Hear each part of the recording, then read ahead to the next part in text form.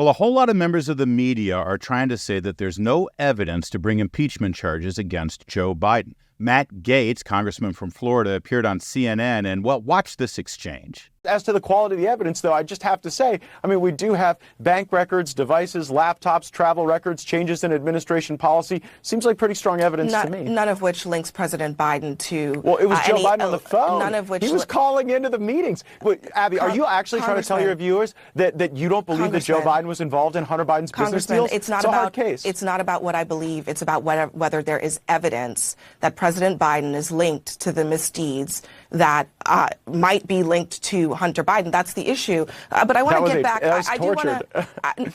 Come on. Wait, hold on. Can you just acknowledge that when he calls into the business deals that he's involved? When he calls into the dinners, you don't think that's involvement? It would have been great to have Representative Gaetz on the panel with the ladies of The View because they said the exact same thing and nobody contradicted them. I have yet to see, and this is me, Alyssa Fair, something that's evidence of a crime. The bar is high crimes and misdemeanors for impeachment. And let me just tell you, I know Congress very well. This is dead on arrival in the Senate. Yeah, there are not 65 votes to convict Joe Biden. Yeah. The White House has called the inquiry, quote, extreme politics at its worst, and said despite months of investigating, Republicans have found, quote, no evidence of wrongdoing.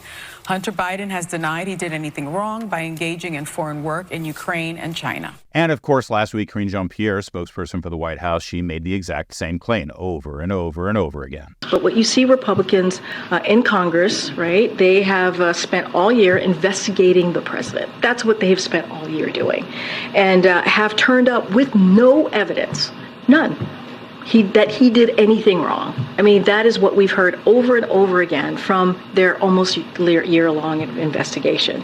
And that's because the president didn't do anything wrong. Well, let's take a little bit of time to show you exactly how much evidence the House of Representatives has to start this impeachment inquiry. Say what you will about the evidence. You can say you don't believe the evidence. You can say that the evidence doesn't amount to proof. You may say that, sure, there's evidence, but it doesn't rise to the level of impeachment. But to say there's no evidence is just, well, a lie.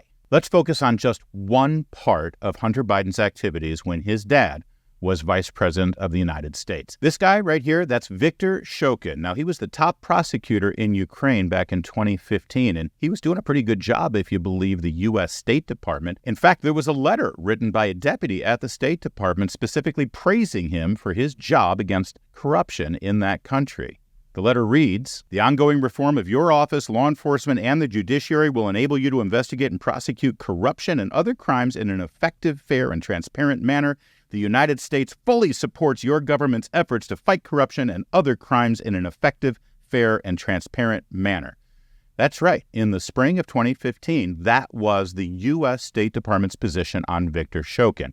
Now, one of the companies that he was finding to be corrupt in Ukraine was a company called Burisma. That company, Burisma, immediately hired Hunter Biden to the tune of over $80,000 a month. They put him on his board. He had no experience in gas and oil and the energy business that Burisma was in. No, his main job description was to be Joe Biden's son. Fast forward to December of 2015, and even the New York Times discovered that it was a conflict of interest for Hunter Biden to be on this board and make all this money while his dad was the point person on American-Ukraine policy. Then later that month, American policy with regard to Viktor Shokin changed. Suddenly, we wanted him gone. And in March of 2016, just a few months later, Joe Biden visited Ukraine and threatened to withhold $1 billion of loan guarantees unless they fired Viktor Shokin.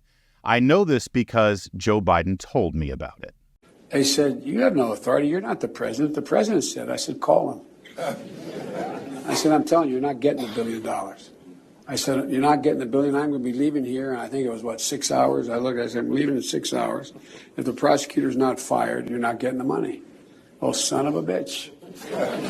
Got fired. That's right. They fired Viktor Shokin so they could keep their $1 billion loan guarantee threatened by Joe Biden. They fired Viktor Shokin, and the biggest beneficiary was Burisma, the company funneling a ton of money to the Biden family. Now, you'll hear a lot of people in the media say, well, there's no evidence that Joe Biden made money directly from any of those deals, and so far they don't have that evidence. But think of it this way.